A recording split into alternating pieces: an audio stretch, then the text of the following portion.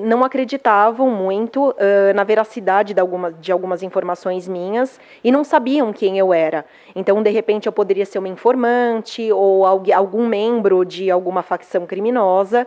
E algumas reuniões que eu agendava, alguns professores não compareciam, por exemplo. O que acontece quando uma economista escolhe como tema da sua dissertação de mestrado o estudo da economia italiana e a máfia envolvida? O resultado é um livro interessantíssimo que mais parece uma investigação jornalística. Vamos conversar com a Cristiane Mancini sobre o novo livro dela, que é o Estudo Recente sobre a Máfia na Economia Italiana. Qual foi a motivação para essa investigação? Bom, primeiramente, desde o início eu posso dizer que a minha pauta seria a economia italiana. No entanto, a partir do momento que eu fui estudando, lendo diversos artigos, textos, até mesmo jornalísticos, eu percebi que não tinha como tratar da economia italiana sem abordar a máfia.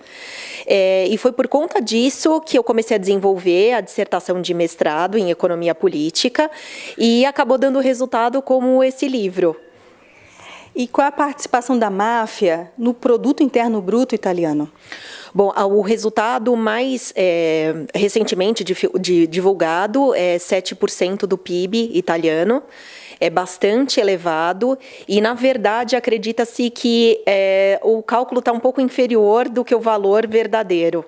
Acredita-se que é por volta de 9% do PIB italiano. E como foi o trabalho investigativo? Onde você buscou informações?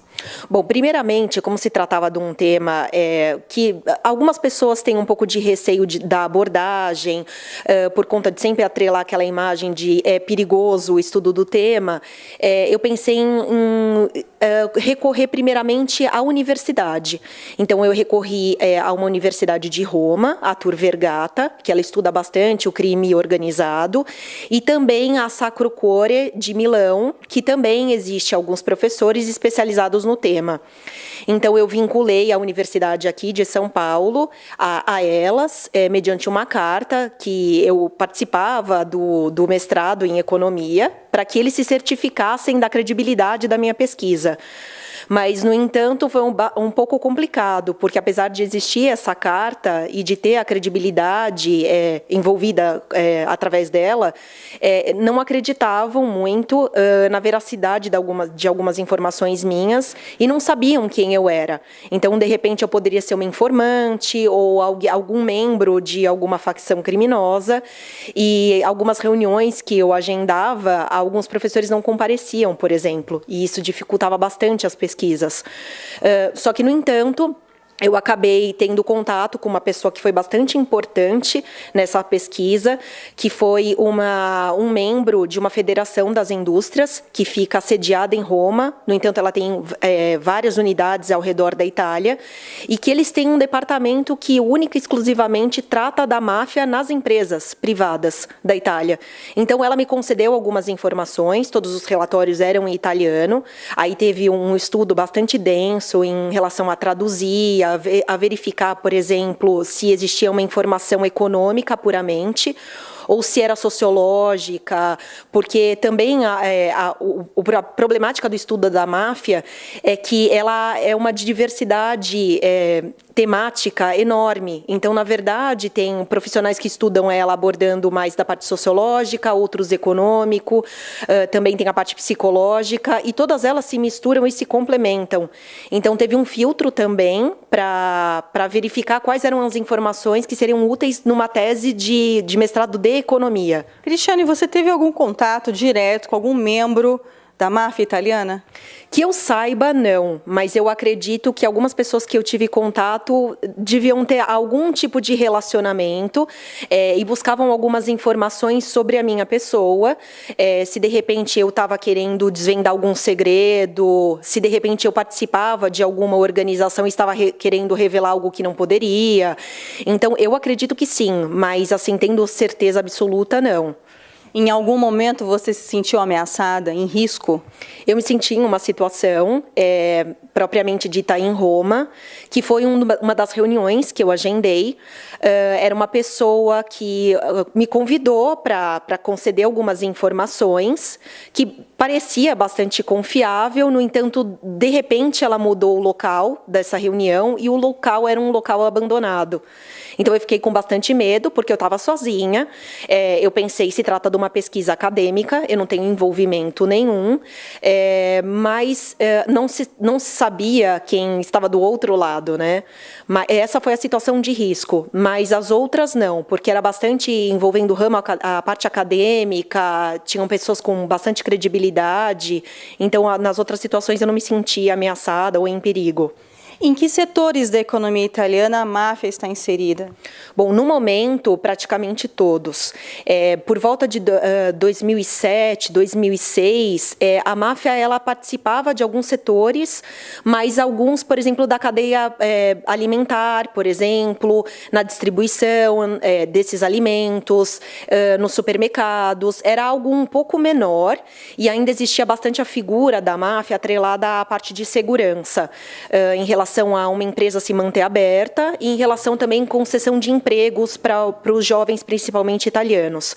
No entanto, após a crise de 2008, que é bastante o que eu abordo no livro, houve uma reconfiguração da máfia, uma ressignificação. Ela, na verdade, ela se reinventou.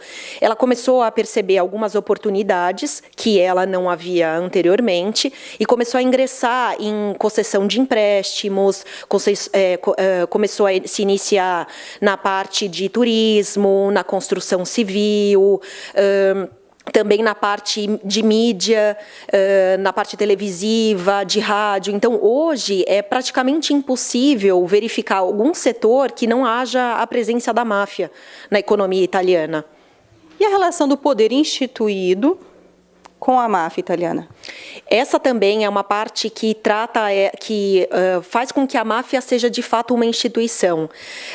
Existe a participação da parte governamental, isso nas diferentes esferas, sendo a parte provinciana, porque a Itália é dividida em províncias, é um pouco diferente da Federação Brasileira, e tanto da parte maior, que é a Federação.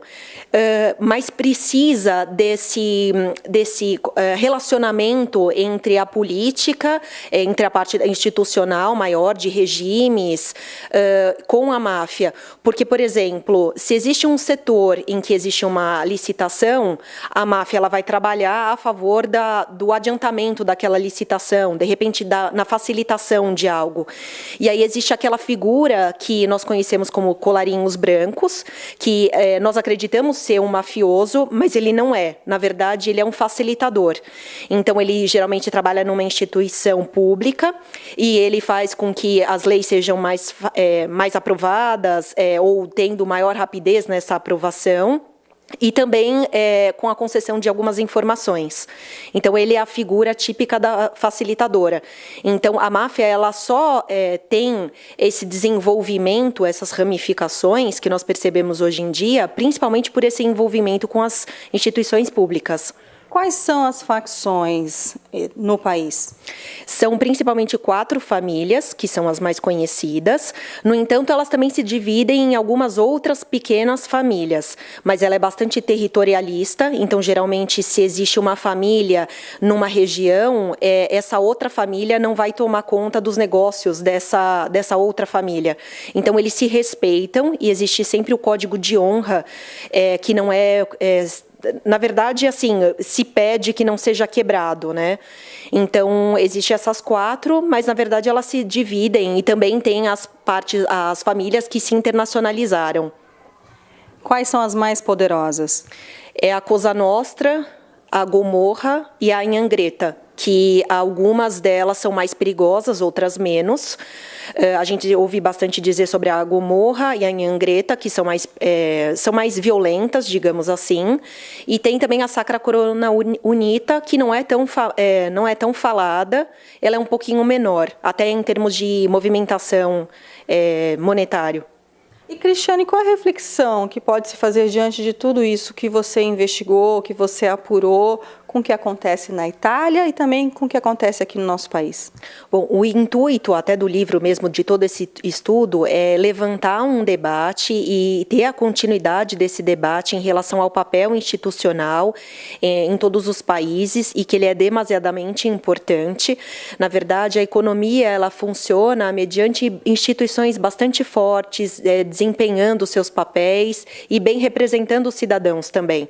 Então, eu acredito que nós estejamos num momento que o momento é o ideal dessa discussão ser levantada e de analisarmos que, por exemplo, as instituições elas devem ter metas a ser cumpridas e que, de repente, a partir do momento que essas metas não sejam cumpridas, deve haver algo, talvez punitivo ou corretivo, para que ande num caminho correto em prol do desenvolvimento econômico e, principalmente, concedendo algumas oportunidades. Isso, consequentemente, acaba gerando oportunidades para os seus cidadãos. A gente não pode ser tolerante com o crime, não é verdade? Com certeza. Cristiane, parabéns pelo seu trabalho e muito obrigada por mais essa participação aqui na Educascope TV. Eu que agradeço, Luciene. Luciene Miranda para a Educascope TV.